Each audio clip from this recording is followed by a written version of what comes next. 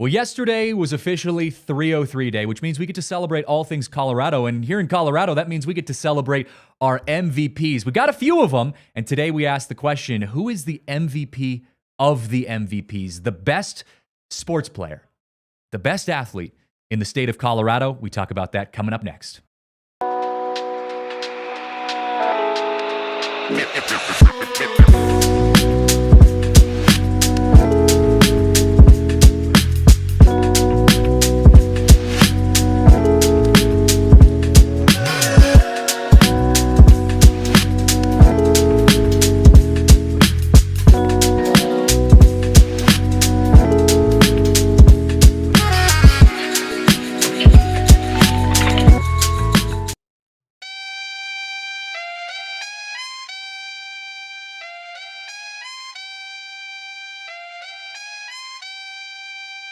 Well, as our DNVR newsletter headline was saying this morning, the season of clickbait is upon us. And so, we figured we would start off the Denver Sports Podcast with a little clickbait, if you will. Although I actually do think there's an argument to be made here, and we're going to get into it here in just a moment. Welcome into the show, the Denver Sports Podcast, everyone. Christian Saez, Henry Chisholm.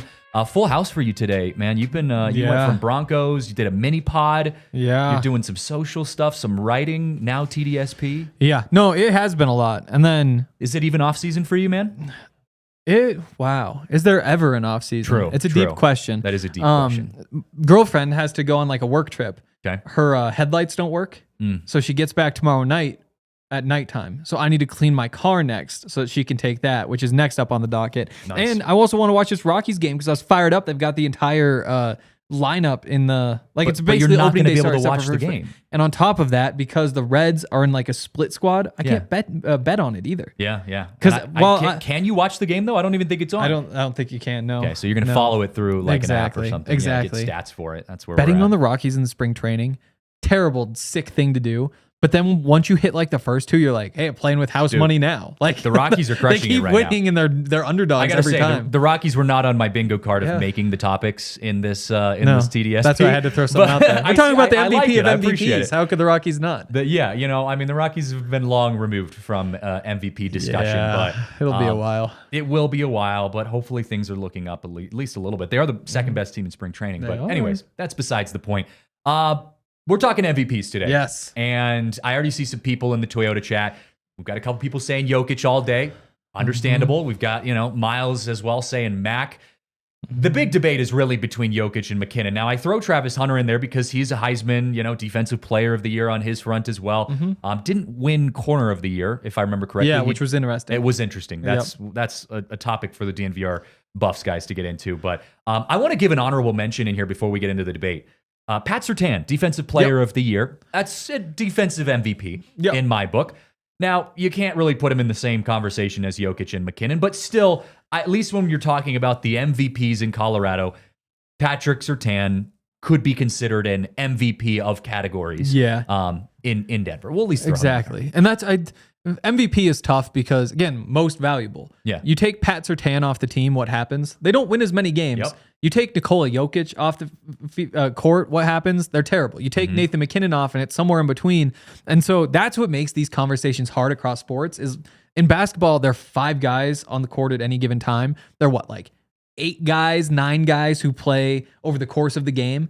Meanwhile, in hockey, you've got 21 guys who are going to be on the ice in any game. And so it's just harder to have that impact. The context is interesting with this. It's so hard to have these debates. You have to frame it the right way. The context plays such a high role. And you brought up the interesting point of who's most valuable to their team.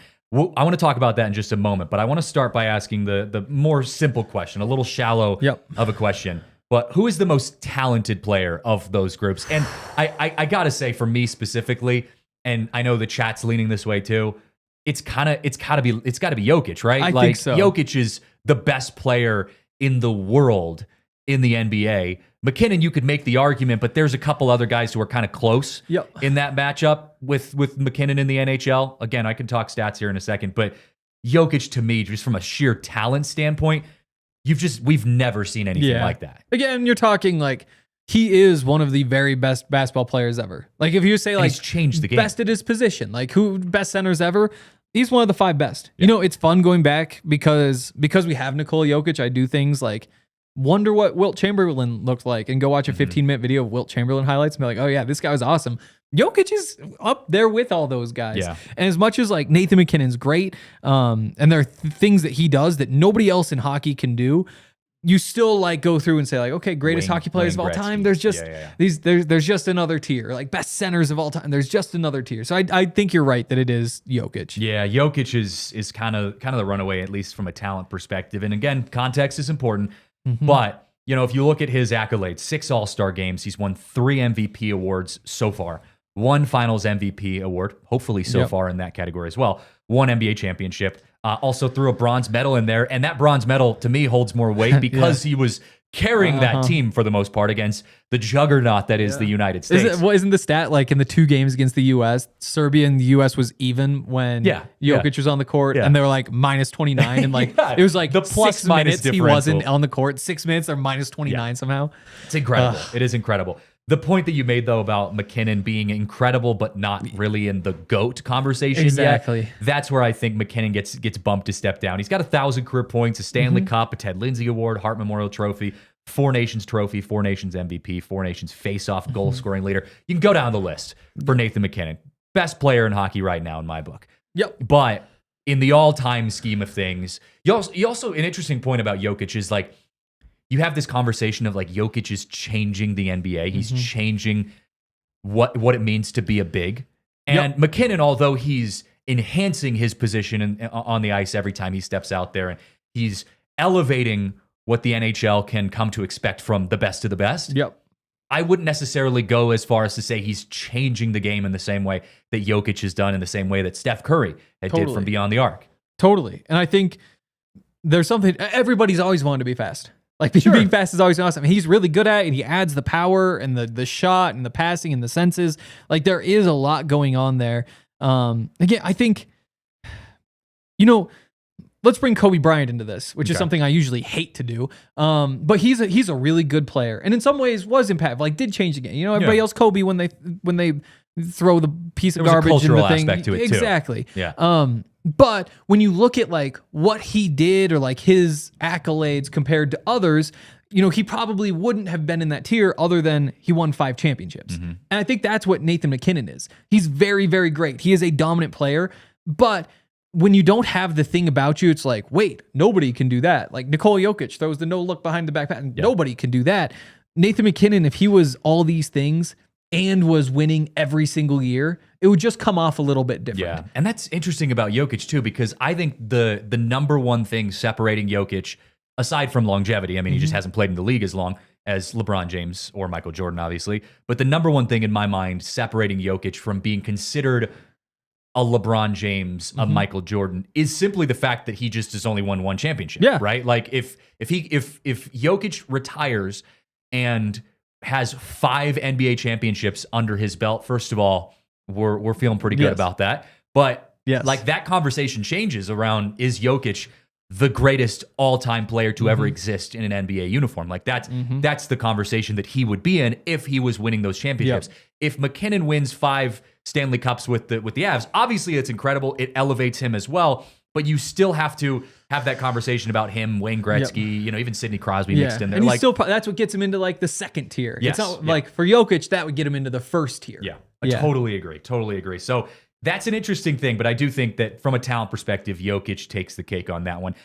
But if you're looking at it from a valuable perspective, who is the most valuable player on their team currently? Because you said it earlier, if Jokic isn't playing, what do the Nuggets look like? If MacKinnon isn't playing, what do the Avs look like? If Travis Hunter isn't playing, what does CU look like? You know, these guys are insanely valuable on their teams.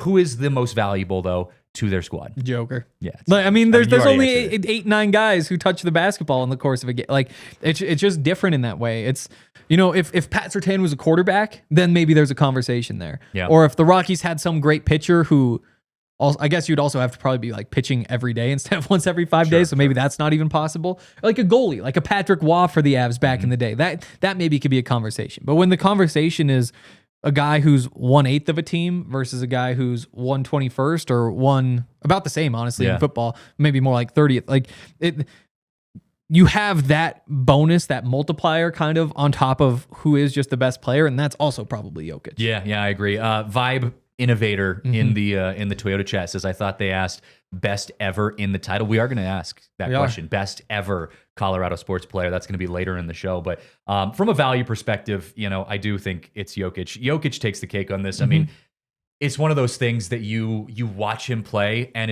we're going to look back, and we're going to do the same with Mackinnon, but it's going to hit different with Jokic. I'm going to look back 20 years from now and remember this era of Nuggets basketball as something that some people go their entire lives and never get to see a GOAT on their team. Yep. Like, I mean, I would be completely content if we just had Nathan Mackinnon. I say just like he's some average player. He's incredible, right? Like, I would be okay having just a really, really good best in the league currently on your team. I'm totally fine with that. But we happen to have the best almost ever on the Denver Nuggets. Like, it's a different context. And if Nathan Mackinnon was here 15 years earlier, then it would be him. It just, he happens to be here at the same time. It's just, Nathan Mackinnon in front of Carmelo Anthony. And it's probably pretty close, but I think that's kind of more the conversation. Is basketball the sport, and you kind of alluded to this just a second ago, is basketball the sport where there's more weight valued in one player over any other sport? I mean, obviously, golf or something. Quarterback is in there, and maybe there's a case for a goalie, but I still think a goalie, the difference is like 92% save versus 89% save, which in any given game could flip it. And I don't want to like devalue the goalie. It's just compared to a quarterback, compared to just superstar basketball player, it probably isn't quite at that level. Yeah. But it's interesting because you do see some of the best basketball players, in the league playing on bad teams, and a lot of times that's not enough to overcome a bad team. Like, you do have to have pieces around you. Something else we're going to talk about later in the show. You're talking about value on the Nuggets specifically. Yes, Jokic is obviously the most valuable player on the Nuggets, but recently I would make the argument that Jamal Murray is the most valuable player on the Nuggets, not from he's been playing well perspective, but when he's not playing well, the Nuggets suck, right? Like, I mean, look at the first half versus the second half of the Nuggets just a couple days ago. Like, Jamal Murray was make or break in that game. So that's beyond the point. But I do think there is a lot more weight on a great basketball team that has a good player who's playing well or not. Like, that holds a lot more weight. Baseball, I could make the argument that a pitcher holds a lot of weight in that category as well, because you could have the best pitcher in baseball and you could have the best offense in baseball. I mean, look at the Mariners. The Mariners had the best pitching rotation in all baseball, but their offense sucked, and they didn't even make the playoffs, right? So they never make the playoffs. I know. Sometimes I forget you're a Mariners fan, and I want to like roast them. I was like, back no, in the day, the Mariners have been a tough existence. Us Rockies fans feel like we have it bad. Oh man, Mariners haven't been in the postseason since 2001. And that's a topic for a different day. But it is. I think the end conclusion that we come to here on this, and shout out to Miles who was the lone Mackinnon supporter in the chat. But it's going to be Jokic, best player currently playing in Colorado. Nikola Jokic is a breed unlike anything we've ever seen. Even on his off nights, he's still historic. I call college basketball I actually just called my last game yesterday this year. And you scared me with your tweet. Shout out to Northern Colorado. Yeah, taking the Big Sky title. I was like, oh no. And then, because I wasn't watching the Montana game, but then I got the notification. Montana. Share the Big Sky title. I was like, I thought they were right there. The co-share. Yes. But so I'm prepping for these college games. And Northern Colorado, for context, has the number one field goal percentage in the country. They're shooting over 51%. Stat to be leading the country. That's crazy. I mean, half the times they touch the basketball, they score. You look at what Jokic is doing and what even just NBA guys are doing compared to like the best college basketball shooters in the country. It's unbelievable how distant Jokic is from everyone else, from even just a really good basketball player. Like, that's what I think we forget sometimes with Jokic, is that it's like, you're so used to it, you don't know a good thing until you don't have it, right? Like, the grass is always greener. Like, Jokic is unlike anything anyone ever sees, even from a statistics standpoint. And so, yeah, those type of players come around once in a lifetime. Yep. Again, you could go 100 years. And that's why it's still crazy to have Nathan MacKinnon, Pat Surtain, Nikola Jokic, Travis Hunter, Yeah. I mean, Honestly, even like having probably the best defenseman since Bobby Orr. Yeah, I know. And to have Cale Makar's not even Kale's making right the there too. list. Kale's right there too. Kale McCarr could be Again, like, if Nate wasn't on the team, then it'd be like, oh, Kale. Like, Dude, it's I Kale know. in this Kale conversation. McCarr Yeah. could be like Mount Rushmore in 30 Totally. other cities. Here Yes. we're like looking at him like looking right Mount now. Rushmore He's right some now. throwaway Like, maybe, player. That's Exactly. even like a maybe. Yeah. Like It's crazy. That is crazy that, like, that Cale Makar is like a throwaway player Yep. in this conversation. Yep. We are blessed with riches here in it's not Colorado. fair. And I know, right? Well, that's the other part of it. That's the other part of it is I'm like, the fact that we not only have a once in a lifetime player and he's not on the like Lakers Yeah. or the Dodgers Yeah. or like I mean that he's And on we're also confident he our never teams. will be. Yeah, Yeah. totally, and that he's not named they Joel said that Embiid. about Lucas, so I'm gonna knock on some wood for you, buddy. No, dude, the different situation, man. Don't That throw was that so out there. dumb. Don't even talk about that on our show, man. Come on. What are we doing? Vibes are high right now. Vibes are high. All right, got to take a break. After the break, though, I want to ask a question that's been circulating in the media recently, stemming from our guy Travis Hunter, Yes. because he made a very interesting comment about did. what it means to play both sides of the football, and we're going to talk about that when we come back. But before we get into that, got to give a shout out to our friends over at Breck Brew.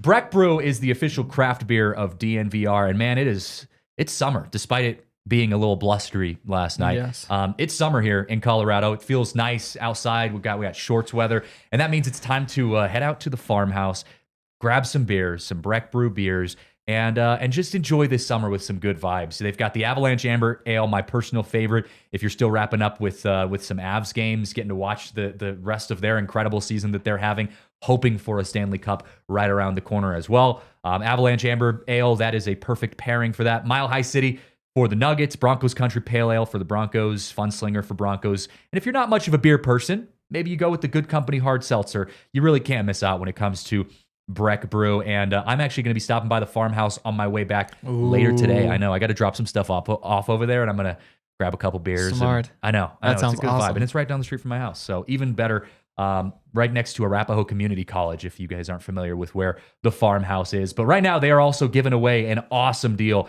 Breck Brew Ice Deck giveaway, 2 VIP tickets on the glass, complimentary food and drink, March 28th versus St. Louis. That's breckbrew.com/ice deck to enter.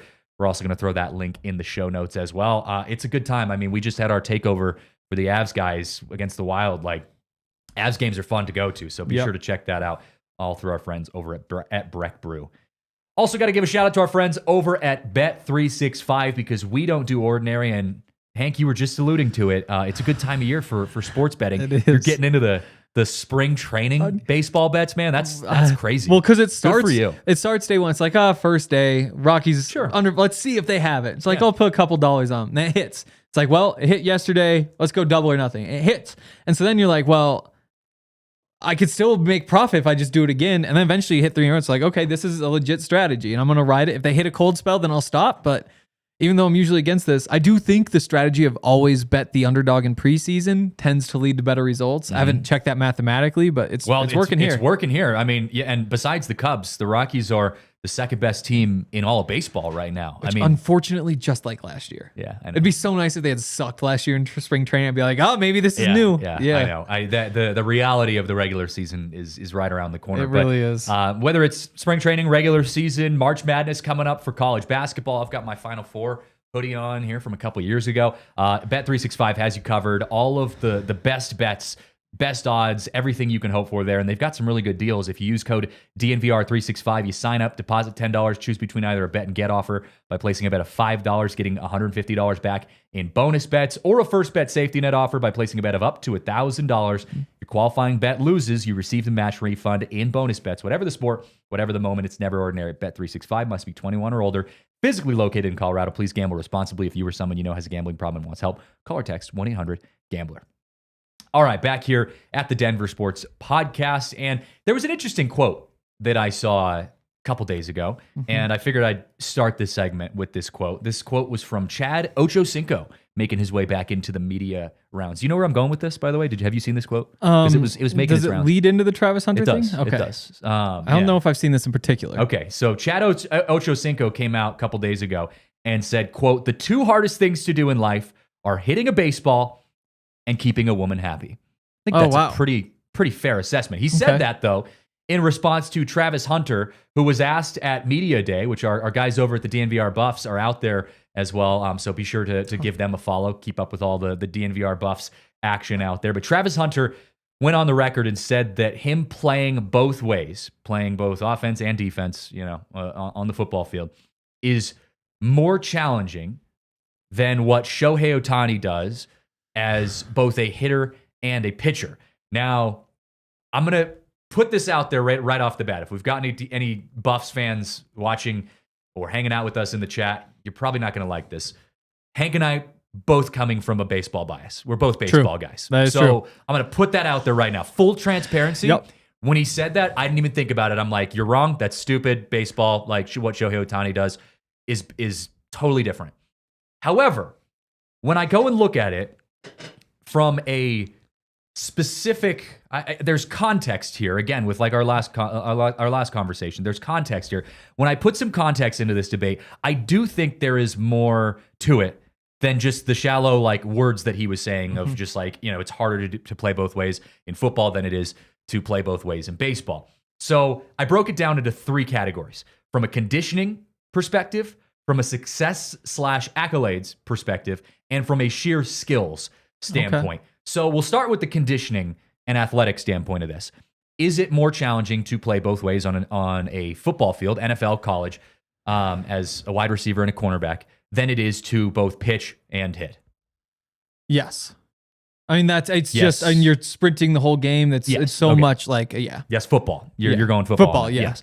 Yeah, I'm with you on that. Conditioning, like, and to be fair to Travis Hunter, he did say that. He did say, like, the conditioning part of it. Mm-hmm. I think he kind of prefaced that at the end, that the conditioning part was kind of where he was headed with that statement. I agree with him on that. Conditioning, as someone who's played baseball, like, I've never even played football, and I still know football's conditioning is on a totally different level. Yep. Even the most athletic baseball players, outside of maybe Tyler O'Neill with the Red Sox, would never compare to a NFL or top collegiate football player. So Travis Hunter, totally agree, has Shohei Ohtani outmatched from a conditioning standpoint between playing both ways. From a success and accolade standpoint, now I'll preface this one by saying Travis Hunter hasn't played in the NFL. He's just played in college. He's had some success, had a lot of success, had gotten some accolades, the Heisman being the biggest one in playing college ball. But from a success standpoint, Shohei Ohtani is the Nikola Jokic of Major League Baseball. Yeah. That has to go towards Shohei Ohtani because, I mean, he's doing things we've never seen from a pitcher, and he's doing things we've never seen from a hitter at the same time. Totally. And that's where, like, is what Travis Hunter's doing as impressive as Shohei Ohtani? No. But if you were to take if you were to take away, like, the level of the play and say, is it just more difficult to play receiver and cornerback, or more difficult to play, like, be on a roster, like play as a pitcher and a hitter? That's where I think there's more conversation. Now, being able to do both at the level Shohei's doing it, obviously that's not. Yeah, again, he's the Jokic. He's the greatest athlete alive. Like, there's no. Yeah. But I think of it like this, and I think I've maybe talked to you about this before too. If you took a person, just an average Joe off the street who's never played baseball or football, and you said, I need you to go out and be a wide receiver and a cornerback right now, and I also need you to go, at a college level, let's just say, and I also need you to go and at a college baseball level, go hit and pitch, you would look better, although not good. You would look better playing football than you would. That is true. It's just a more natural sport. But at a low level, but it's a more natural sport. On the flip side, though, in baseball, you have guys get drafted who can pitch and hit. You do. You do have those guys, and but like eventually they have to like pick one, and they have to like do it. But in the NFL, you've never had somebody who you draft and say which side. Now, I mean, is being drafted to baseball unique. Is being drafted in baseball more similar to going to college for football just because it takes so long. You have the 3 years of development. There, in that case, there would be more football players who you could see. You have to make the decision. Quinn Minor's an example. Is he offensive lineman, defensive lineman? They decide offensive line, you go with it. That's a really good point, though. I never looked at it from that perspective. You're right. In baseball, although you don't see it really ever at the big leagues, and there are consistently a lot of minor league and or college players who play both sides. It was Brian Spielborg's. Spielborg's did. Yep. Zach Agnos, one of the Rockies' young players, played both. So that's an interesting argument in favor of Travis Hunter because what Travis Hunter is doing is unlike anything anyone does in football because football is such a conditioned sport. Yep. You look at what Travis Hunter's doing and you're just like, dude, how are you not dead right now? Like it's not possible to run that much. Yeah, like and to be good both times. Like that's the other part of it. Like, I mean, there are freak athletes playing wide receiver. I mean, Patrick Surtain, if you told Patrick Surtain to go be a wide receiver right now, he would be. Like, he would be. Yeah. But would he be a good wide receiver? Like, probably not. I don't know. He's kind of a freak. That's a bad example. Well, that is a good point. Or it's like, what if Tyreek Hill played cornerback? He's so fast, he could do something. But and again, it doesn't mean like, would you be good at it? Would you be better than, who's the best outfielder? Like you take the Mike Trout and say, Mike Trout, we need you to go pitch an inning. I think Pat Surtain playing receiver does better than Mike Trout pitching. Yeah. Have you seen? So there's the other. Yeah. Have you seen like Mookie Betts go out and make some catches? Because Mookie Betts like could be a wide receiver in like a D2 college. I believe team. it. He's just a freak fast. athlete. Yeah. So there is that debate there. But anyways, we're getting a little derailed just on this topic because it's I think there's no right answer. Though. There's no right answer. Yeah. But it is an interesting topic. One of the other things that came out of this whole draft media day and all the stuff that's going on out there is this whole idea that Shedeur is brash, arrogant, cocky, and I know they've been talking about it a little bit on the Buffs podcast, but look, I got to say this, as someone who loves all the sports, I mean, we're talking Nuggets, Avs, Rockies, even Broncos, Buffs, even Rams mixed in there. Like, it just feels like a non-story to me. I want my quarterback to have a little edge. Like, for example, when Bo Nix gave us the crazy eyes this year, was that not like, were we not all like, hell yeah, this guy's that's what ready. he does. Like when him and Sean Payton were going at it, screaming at each other on the sideline, and then we're able to come back afterwards and be like, yep, that's just how it goes. Like, we're good. We loved it. We love that. We want to see that fire, that intensity. So it begs the question, would you rather draft a QB who's brash or who's quiet? It's tough because I almost think like there's a path to get to the right spot either way. Because what you need to be is like intense on game day. In practice, you need to make sure every detail's right. Like, you can't be like nervous about the moment. Now, again, like there's quiet confidence. There's also like quiet nervousness. There's like brash confidence. There's also like brashness that's covering up some insecurities, So I think it kind of depends. And I think that, I don't know, what you want is a great quarterback. And so you think back to like, that's the answer. Exactly. Like, who's the better quarterback? What kind of personality does Tom Brady have? Pretty intense, pretty direct. I don't remember him. But he's not like, too much of a diva, I wouldn't say. No, not really. Asshole's good for quarterback. I mean, there's obviously a limit, but you need some, I think. I think like Peyton Manning, again, has a little bit of the asshole, not too much of a diva. Like, I don't know. Like, it's also it's tough. I will say, as somebody that I actually got to meet Shedeur, got to talk to him, had nothing to do with him, super nice. He said hi to the whole production team, didn't have to. Yep. Too nice though? No, kind of nice enough, Cool. Nice. I don't think Shedeur's ever gotten the too nice treatment. That's true. Yeah. I don't know. I mean, there's just so many different paths, and they all kind of wind up with this. Like John Elway, intense guy. Like, all of them have varying levels of like to be fun the they best. can have. But I mean, Kobe Bryant. Exactly. There's that one piece that you gotta have. It's also like, didn't Baker have some of this too? Like, he was out here posing in his underwear, and it's like nobody was talking about too brash or arrogant. And Johnny Manziel, too brash and too arrogant. And what happened to him? But they love those guys. They never really talked.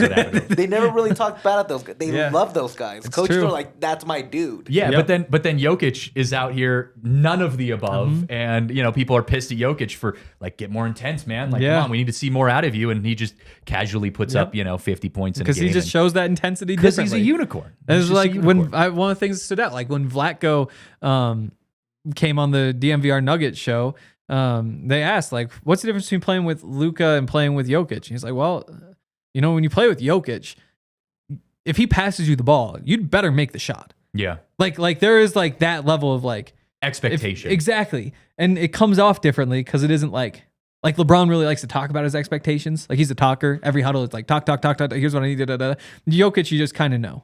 Yeah. Jokic is. LeBron has more titles. But Jokic is more like a dad figure, right? Like he won't say much, but he's disappointed, and then you have to make it up somehow. Yeah. Every other player feels like they want the media to know. Jokic just wants you to know. He wants to make sure that that he's taking care of his own business. Shedeur is like, tell the media. Yeah. Like let the media know. He's Dion's kid. I mean, what are you going to expect? I would expect nothing less. Like imagine what is a 2-year-old Shedeur Sanders doing? Like He's going to the weird events. Like he's showing up at football games. He's riding like in limousines. Like from the time he was born, like his life just. He had a Rolex when he was exactly. Two, it just things don't add up. You have different experiences, and I think he turned out great considering those circumstances. I think if I grew up like that, I'd be the worst. You'd be even worse. I'd be awful. You're already even more horrible. Exactly. Nobody could tell me this anything. guy is as brash. Exactly. As he gets. I think I would be more brash than Shedeur if I grew up the way that Shedeur grew up. For you that haven't watched the Broncos pod,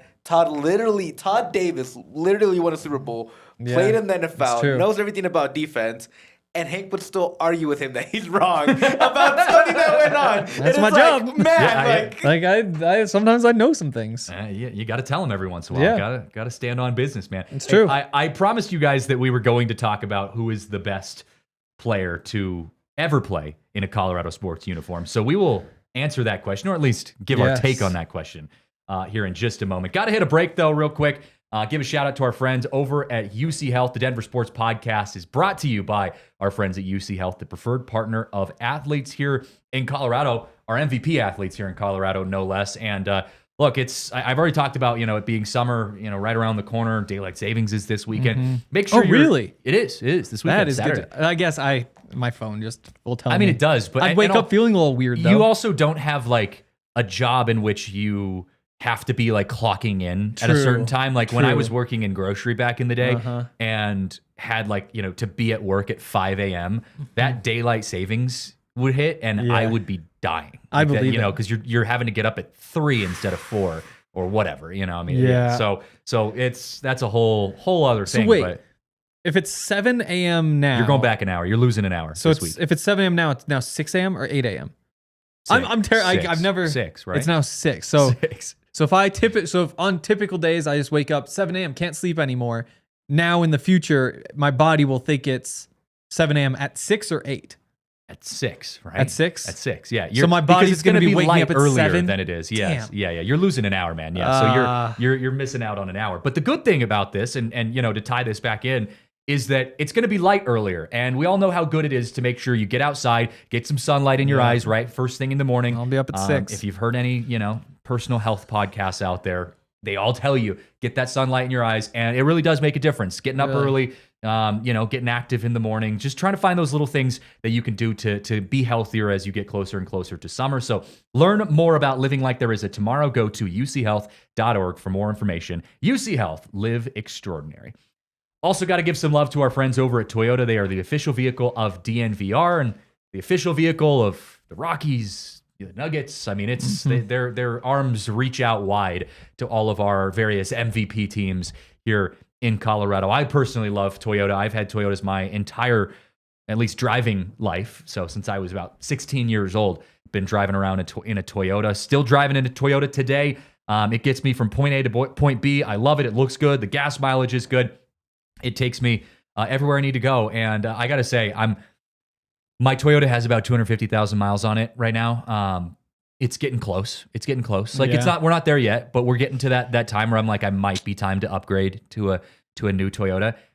I might honestly cry when dude, like I've had so many good memories in my Toyota. I mean, talking, long drives after a, hard day. I mean, it's like every country song ever, right? I will say 250 on a Toyota is about half its life expectancy. True, I'm not gonna lie to you. Like, true, dude. You might be like halfway there. Till 500,000 miles. Honestly, it's not that far off. No, and my Toyota's still kicking it, man. Like, it's crushing it. It's just like I just personally, I'm ready for. I see people driving around in the new 4Runners and stuff, and I'm like, I'm kind of that would be nice. Kind of ready for that, Yeah. but. Yeah, That'd be there's nice. so many good options for you, and have the same experience that I have with my Toyotas. They're truly the best. Visit your Front Range Toyota stores at a location near you. AutoNation Toyota, Arapahoe in Centennial, Corwin Toyota in Boulder, Groove Toyota in Littleton, Mountain States Toyota in Denver, Stevenson's Toyota East in Aurora, and Stevenson's Toyota West in Lakewood. The official vehicle of DNVR is Toyota. All right, back here on the Denver Sports Podcast, Christian Saez, Henry Chisholm, and our boy Yaya pushing the buttons, making us look good.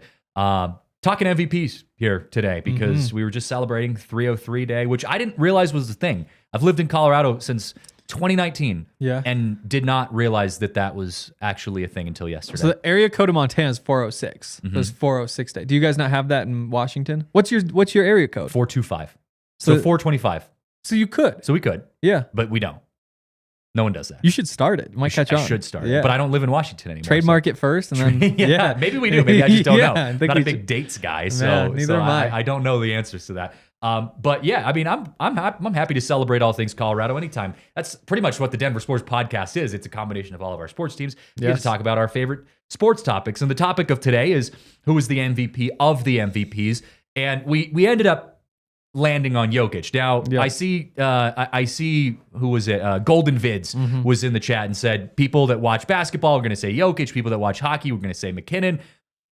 I agree with you to a point from a fan's perspective, but I think we tried to look at it from a more general approach of just like from a talent perspective, from accolades, awards, like all of that kind of stuff. Like there is a little bit more of an edge to Jokic, and it's not to take anything away from Mackinnon. McKinnon's an incredible player, but as we said earlier, Jokic just is changing the NBA as it is. He's redefining what it means to be a big. He's one of the best players. He would be top 5 in the history of basketball probably by the time he retires. So Jokic is still going to be our go-to guy. Plus, people like me who have season tickets to the Nuggets, season tickets to the Avalanche, and don't miss a single game of either one on TV. I feel like I'm pretty unbiased. And you're wearing a Rockies hat, I'm pretty. man. I mean, you're as spread out as you could possibly be. Yep. Talk to me about the Rapids. I watched the game. Remember on Saturday they took a 1-goal lead, then they took a 2-goal lead. I heard it was really cold. A couple weeks ago. Gave up 3 straight because soccer is a game of runs, and then scored 1 more goal to get a draw because every soccer game's a draw.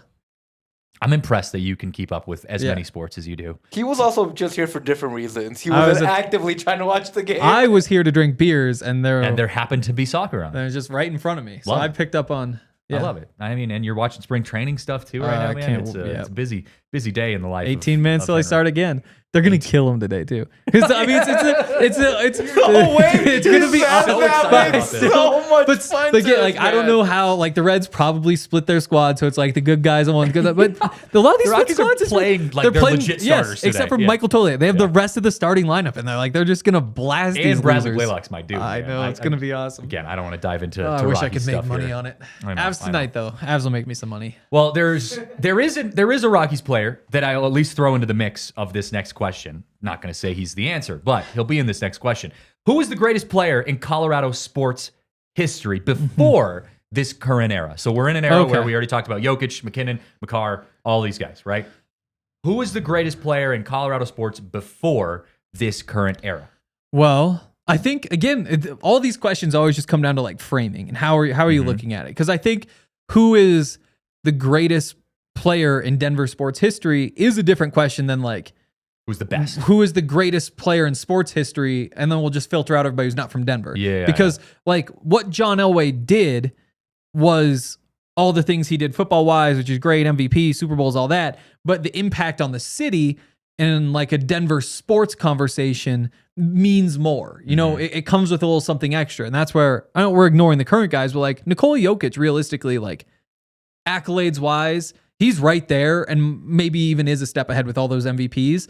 But like if that would be like if you're just talking like who are the greatest athletes ever and saying like, okay, but then from Denver, it's a little bit different than saying like who are the greatest Denver athletes ever. Because you know, John Elway's just iconic. Like what he did at that time is just it's different. Yeah. Well, John Elway, Joe Sakic, Peyton Manning, Todd Helton, Carmelo Anthony. Gonna throw a nugget in there. Yeah. That was me. Have you seen Gladiator? Yeah. No, kill him. But that's I would even say Alex English might be more on that level than just Carmelo can't get- Anthony. There are points when I come back. It's like, you know what? You gotta respect Mel. It's like, no, if you don't want me, I don't want you. Get out of he here. does not want us. No, at all. and so I don't want him. And so if I see him in the streets, you better Like at least you better- Nolan Arenado came back and like supported Charlie Blackmon when he retired and was like talking to the media and was like, hey, like I have nothing but love for my guys over there, which is business, like whatever. And I get like a lot of people hate Nolan. I don't hate Nolan in the same way because like the Rockies said, we will give you this money and we will continue to invest in the team. They went, 500 straight days without signing a free agent? Mm-hmm. That they lied and he said, you know what? You broke the deal. I can't do it. And that to me is different than Melo just saying like, I just don't. I don't want to be here. I here. don't like Denver. I mean, that was Melo's thing. Yeah. He's like, I don't like Denver. I want to be in New York. What if I frame it this way? With Melo, you would have never won a championship. Never. That's almost foregone fact because he never won himself. Probably not. But wait. But because of the Melo trade, you did get Jamal, you did get all these picks, which has led to a Denver championship. It's true. Does that make you feel like he'd be better? No, I mean the Nuggets absolutely won the trade. Well, and you can make the argument that that the Broncos would never have landed on, Totally. Bo Nix if it wasn't for Russell Wilson. If it wasn't, I mean, like everything. Totally. Not to be this guy, but like everything happens for a reason, Totally. right? Like Tim Tebow, Peyton Manning. Yes. So, not to say you're wrong. Yeah, but you're wrong. And even the Nolan you're trade, right, but you're wrong. Like the Rockies also might have won the Nolan trade. And only because one of the two teams has to win it. Don't go there. But I think that's a wash. I think it could be a wash too. I think both teams kind of lost it. But like the Nuggets traded Melo, he wound up helping us by saying I want to leave. But still, you wanted to leave me? Go. But you also got to think, Melo kind of put the Nuggets on the map during that era because the Nuggets were just horrible in the 90s. They're like the Hornets. Like nobody cares about the Hornets. Oh, yeah. And then he steadied them and they had the longest playoff streak in the NBA. And then Jokic comes and they get over the hump. And I think at the end of the day, as much as I do hate Melo, I think I have to respect it and put him on that level of at least the conversation. You can respect the way the process unfolded. That doesn't mean you have to respect the player. Oh, I don't at all, but you got to respect what he did in Denver when he was here as a player. If we're talking about greatest athletes before, I'm not saying he is, but he should be in the conversation and not be knocked off immediately. It's just so hard to put respect and Carmelo Anthony in the same sentence. It hurts. It grieves. Like, because I grew up, like, I show up basketball practice every week when I'm in elementary school. I'm wearing my Melo jersey. I've got my Melo headband on. I've got the posters. I got all this stuff. I'm like, you said no to that, you're gone. And again, I hate Melo as much as you do. Like, I really do. But as a player, he did put basketball on the map for Denver, it felt like, in the 2000s. I think, like, soft, modern NBA fans, like, just can't even comprehend that. Because it's like, oh, LeBron left this team, I'm leaving too. Or it's like, I'm a Luka Doncic fan, I might cheer for the Lakers. And it does feel like that one in particular there's less of. I mean, maybe it's the foreign thing as well. And also it's just modern sports is changing a lot. But I mean, you look at the guys that are in the Hall of Fame. Peyton Manning, Todd Helton. Is Sakic in the Hall of Fame, right? Yeah, he's in the Hall of Fame. And then John Elway. Yeah. Is there anyone else in the Hall of Fame? Peter Forsberg. Okay. Larry Walker too, although I had this conversation earlier about who's the all-time Rocky. Is it Larry Walker? Is it Todd Helton? If you ask some random person on the street who's never heard of the Colorado Rockies before or never, lived in Colorado, like some person, if you go to Cleveland and you go say, who's first Rocky that comes to your mind? It's Todd Helton, right? Like he's just, Larry Walker might have had him beat in some stat categories, but Todd Helton still is the greatest Rocky of all time. It's just, he did the same thing, but for longer. And similar in some ways to Peyton Manning and John Elway. Went to a World Series. Where it's just John Elway, the greater Denver athlete than Peyton Manning. Why? Because like he was the guy for 20 years. I think John Elway's got to be the guy. If we're asking who's the greatest player in Colorado sports this current era out of those Hall of Famers, I mean, if you're looking at Super Bowl wins, you're looking at just success throughout his career, his success in the NFL as a whole, his notoriety mixed in there. Just icon. John I still Elway. think that Denver International Airport, again, we were in New Orleans and it's Louis Armstrong International Airport. This should be John Elway International Airport. Like that's I mean, that's who he is. I agree. Like though. there should be a statue out in front of the Capitol of John Elway. John that just Elway. doesn't exist. There should be Feels multiple like John Denver, statues yeah. of Yeah. like multiple other peoples in Denver, in my opinion. we do a terrible job with naming things after That's- people and statues. But at least you I get to agree hear with a him. random Colorado athlete on the tram every time you drive. yeah. Who's the athlete in there now? Have you I been in the don't know. airport recently? Wasn't it a Rockies player? is it Ryan McMahon? I think it might have been Rymack. They have him do it. Rymack is occasionally. so I love Rymack, but like for such a average player, like he gets so much love from the Rockies fans, and I'm just again, I love Rymack, but And yeah. any I other get that- team, though, he'd be like a cult hero. Here, he is just a hero because we don't have an actual high end. That is true. Like if he was like, you put him on the Dodgers and Oh, they have dude. they have all these stars out there and you're like, everybody would be like, oh, that Ryan McMahon, he's like a grinder. Like we like that guy. But here it's like, he is our all-star. And he's like, of all the all-stars, he's like, he's not Shohei. No. He's like a Will Smith It's not Mike like Trout. on the Exactly. Dodgers. Like he's a good player. But yeah. Or it's, who'd be like the Nuggets example? Like Bruce Christian Brown. No, it would have been Bruce Brown a couple of years Bruce ago. Brown, been yeah, exactly. Bruce Brown, yeah. In Like that, good, in but that role, it's like, oh, this is awesome. yeah. Also, yeah. with the airport thing, I get they want to keep it fresh, get more people of their voices in there. Just have Nikola Jokic record one, Bo Nix, Pat. do all the MVPs. Yeah. What if you did all the Kale MVPs? Nate. Welcome then- to the MVP city. You could get them all just to do it like once. You could rotate those through, like give this one for 3 weeks, this one for 3 weeks. No, this do one them all for- together. Just like have like each person read That like. would be pretty good. That would also like There that. should have to be a criteria for that. We need a little bit There's of like. gotta be something better, man. It Yeah. cannot just be, oh, you play for a team, here you go. And go I for don't it. and I They don't had the care about Rapids the guy I for don't there care about for the a mayor. while. I know Chris Armas, and again, I love that guy. Yeah, Good guy. Armas, yeah. Average coach. We can Sure, get to it he's another gone. day. Yeah. But it's not. It should be like. Nobody wants that. It should be award winners and like faces of franchise. Let who Nikola are doing Jokic this. welcome in. And I don't want to hear from the mayor. And it's nothing against the mayor. I don't know jack about the mayor, but I don't. Yeah. Nobody wants to hear. Nobody wants to be welcomed by the mayor. I know. Welcomed by Nikola Jokic. Yeah. Oh, Totally incredible. different. You know who he is at least. Yeah, when you're exactly. coming in from out of town, but It shows culture. All right. Like this is you come to Denver. This is who we are, not I- the mayor. I think we have some good ideas on. We on do. that. We I should gotta move talk to the forward with mayor. that. We got to figure this out. We got- got to talk to the head of the Yeah. DEN, DIA, whatever it's called now. I don't even know their name. Got to pause, take a quick break. After the break, though, I heard an interesting quote from Mr. Vic Lombardi, who covers the Denver Nuggets. And it's something that I think is going to ruffle some feathers. And we're going to talk about it in just a moment. All right, back here on the Denver Sports Podcast. And we are wrapping up our discussion on MVPs. And with the discussion on MVPs, we're transitioning now into championship conversations.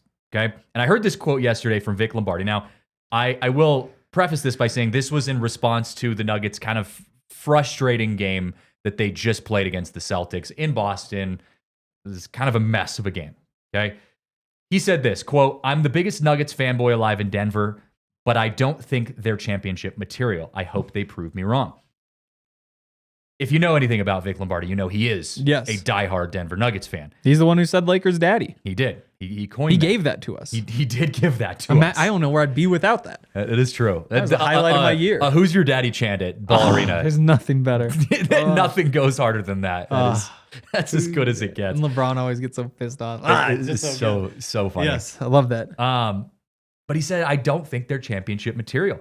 Do you agree with that? Do you think, because the Nuggets it's a roller coaster of a ride to be a Nuggets fan right now, man, and it feels frustrating. I'll be surprised if they win it. I think just based on what we've seen, they just don't have the juice. Like the defense isn't quite there. And having been through all these seasons, all these Jokic seasons, there was the one where you knew immediately, like, wait, there's nobody who can stop these guys. And you go there every night and you're like, I don't care who's coming to this gym.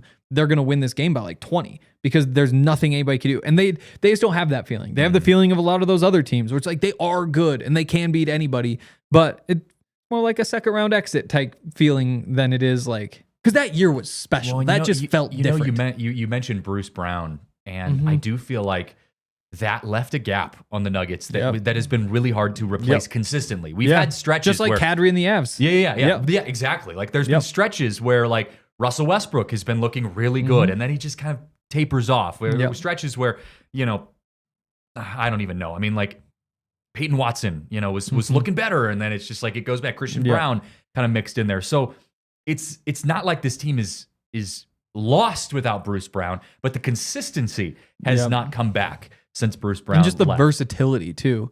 Like the fact that in a lot of ways his replacement now is Russell Westbrook. And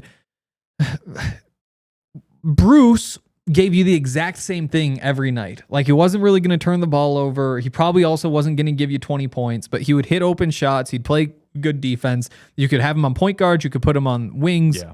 There was the versatility there. There was just like a little glue guy. Whereas Russell Westbrook has been good.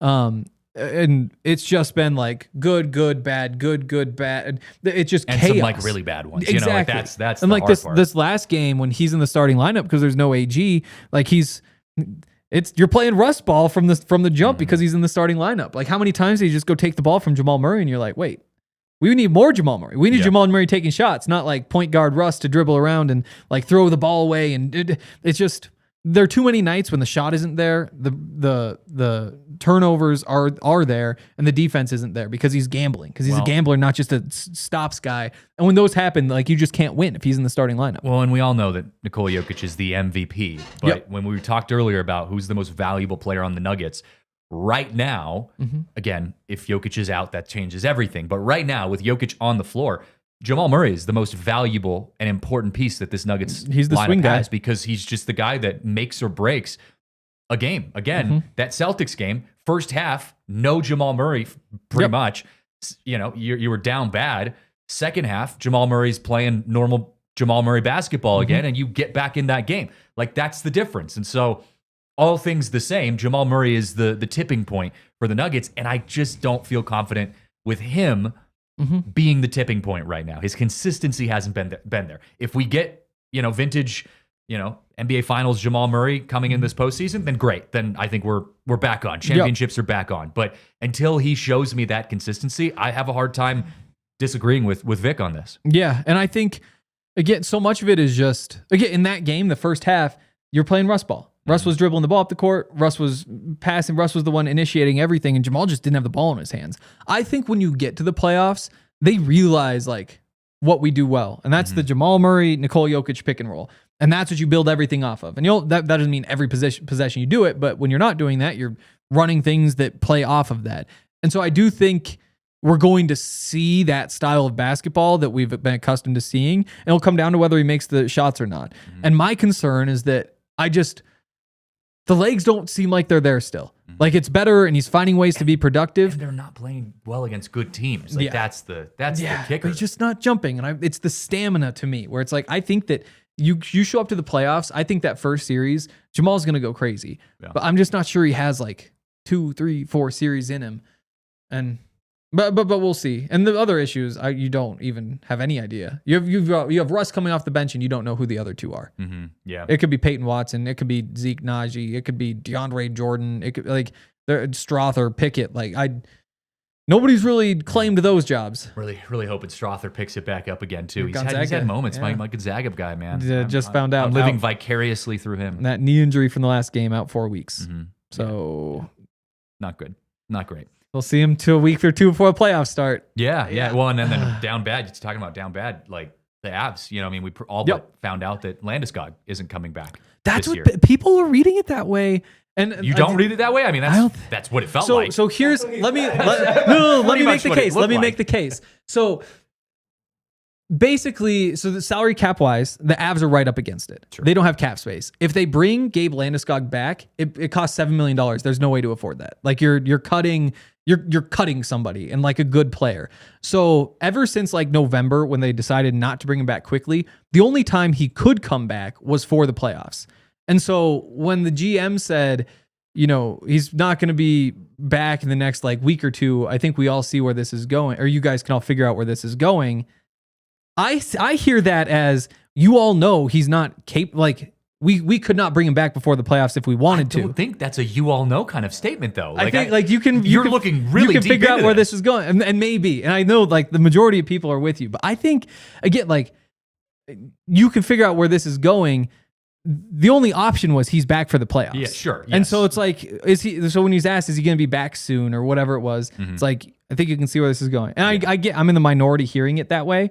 And You'll I'm not shock even the world. convinced. Maybe if you could put money on this, maybe you'd win some. Again, I mean, even talking the to odds are against you. Yeah, I know. Like playoff points leader Gabe Landeskog or something. Like, you could probably find that bet. Somebody'd offer it to you. They'd love to. But like even talking to our guy Eric Lacroix, I asked him what he thinks, and he still says like I think game 2 of the playoffs he's back, and I was like, why not game 1? I was like, so huge. I'm not quite over that. But again, you assume he's not there because you always assume he's not there because it's been almost 3 years now since we've seen him. Yeah. Well, a month ago on TDSP, we had asked the question of who currently is closer to winning a championship right now, the Nuggets or the Avs. So we had said the Nuggets because the Nuggets were playing a championship caliber basketball. Do you still agree that the Nuggets, out of the two teams, the Nuggets and the Avs, do you still agree that the Nuggets are closer to winning a championship than the Avs? Nope. I think it's the Avs. And as of right now, it's not very close. And even if it was close, the tiebreaker being that like the trade deadline's still 2 days away. Yeah. There's that level of randomness, and it sounds like there's probably something else on the way. Like that gives you a little bit more hope. But I think even when you watch these two teams, the Avs are just so much better. Getting Val back, bad though in moments. Like they in looked moments, bad. yes. When Val was gone, they looked bad. But when Val came back, True. immediately they looked like themselves. Yeah. And you're getting the goaltending. You add like Lindgren, who solidifies your defense, and I'm excited. I'm assuming he's playing tonight. I think that you're going to need to rely on that top line a lot, but I've seen enough. It's certainly a better chance than the Nuggets. I'm not saying this because again, I'd say the same thing about the Avs. The year they won it, you knew they were going to win it. Yeah. Like all the way through, you're just like, they're incredible. That last like month of the year for the Avs was bad. Yeah. Was really bad. True. They looked. True. Were losing like every game, and you were like, thank God you're up by 20 games because you're losing every single time you step on the ice. But I just think we live vicariously through momentum. I mean, when we do it, it's our job. But like there is a fan element to this where it's like it's easy to say right now the Avs look like the championship team because they have been playing better recently, and the Nuggets have been playing worse recently. I think for me the issue with the Nuggets is that they're not playing good against good teams. Like the Avs have played some good games despite playing bad games against some bad teams. They've also played some good games against some good teams, and so you look at that and you say, I have more faith that they can do that in the playoffs, where you see the Nuggets go and drop a kind of snooze fest against the Celtics, and you're just like, dude, are we going to be able to overcome that in the playoffs? Like, these are playoff teams that you're playing, and you're playing them like crap, right? But then come next week, the Nuggets are going to look unstoppable, and you and I are going to sit here, and we're going to say, the Nuggets are winning a championship, boys. And every time there's one of those swings, you sit here and you're just like, it doesn't feel like that's coming, but it has typically come. We should put a montage together of our just they're cooked. Oh, they're back. They're cooked. They're back. Yeah, because that's what the show's all about. Exactly. Again, we're not like, this isn't the Nuggets podcast, this isn't the Avs podcast. Like we're looking at it from a more general approach, and right now it does feel like the Avs are more in line for that. Their health is starting to come back. The Nuggets' health is starting to slow down a little bit. Although Jokic is just getting sliced open every night. That's incredible that keeps happening. And what they have in their favor is the rotation shortens and Jokic plays more minutes. And like you have some of those things that, like the Thunder, it's awesome to have 10 guys who can play a bunch of minutes. Realistically, in the playoffs, that isn't nearly as valuable as it is in the regular season. And they're still going to be a really good team, but you do have that little like switch on the margin that's still on the way that always works in the Nuggets' favor. You know who's closest to winning a championship this year? Who? The Colorado Rockies. Wow. That's a crazy thing to say. Put some money on that one. Yeah, put some money on that. I think it's $5 I'd win a new house. Yeah, $10 I think you win $2,500 if they win the division. Does it matter that the Rockies are the best team and second best team in spring training right now? Does that matter at all to you? Yeah, it does. I think what it shows is that your farm system really is good. Like you do have that sort of depth. You have, because when they're playing 40 different guys, 50 guys probably, who they're kind of rotating in. I think they're down to 49. 49 now. Lawrence just got sent over to that's right. Pittsburgh. But when you have that many guys who are rotating in, like this is a depth game. Like your starting lineup, again, Rockies probably playing pretty close to their starting lineup today. By the third inning, it's going to look not that way at all. And the rest of the game's going to be carried. So I think it's good signs about what's to come. But in terms of this year, no. Nothing's changing this year because they're good. Unfortunately, no MVPs on the Colorado Rockies anytime soon. No. We'll just have to live through our MVPs. Is Chris with the Bryant an Nuggets. MVP? I mean, he was. So there's an Definitely. MVP. But never with Colorado, man. Wow. Yeah, I mean, he's MVP. MVP of the IR. Like that's, I mean, that's been his unfortunate downfall. But Rockies baseball will be better this year. We'll say that. We'll say that. It will be better. I'm if we can get one of our teams, the Nuggets or the Avs, to a championship, a finals championship, Stanley Cup, whatever it is, I'm happy. Oh yeah. I'm 100% happy. Yep.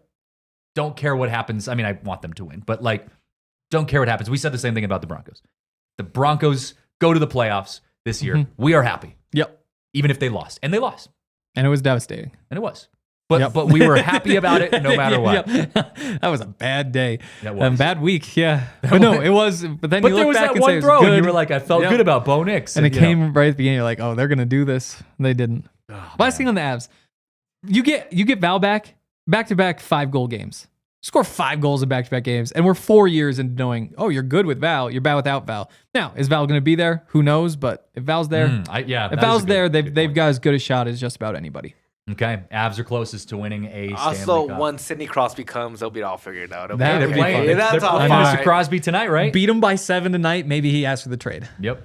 Bring Sydney over to Denver, man. I'd take that just for the vibes. That'd Just be for the incredible. vibes. It's like Patrick Waugh coming over to Denver. I mean, it's just like the name. The name. Bring him on over. Yep. All right. We're over our time here. Thank you guys for hanging out with us in the Toyota chat. Thanks for watching online. Christian Saez, Henry Chisholm, and also our boy Yaya there. Shout out to you guys for hanging with us every single week on the Denver Sports Podcast. We'll see you guys next time. We all silly like the mayor.